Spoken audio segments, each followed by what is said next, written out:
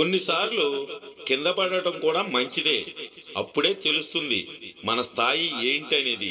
మనల్ని పైకి లేపడానికి వచ్చే చేతులెన్ని, ఎవరు మనవాళ్ళు, ఎవరు పరాయి వాళ్ళు అని.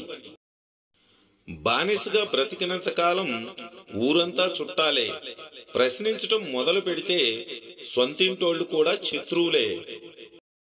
మనం మాట్లాడే మాటల్లో న్యాయమైనా ఉండాలి, లేదా నిజమైనా ఉండాలి.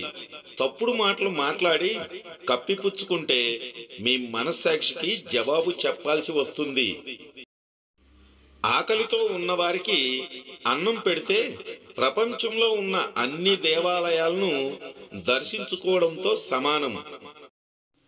ప్రేమకి కావాల్సింది రూపం కాదు, మనసు. అలాగే మనసుకు కావాల్సింది కూడా రూపం కాదు, ప్రేమ. ప్రతి జ్ఞాపకం మనం ఆపలేని ఓ అలారం, ఊరికే మోగి ఉలికిపడేలా చేస్తాయి.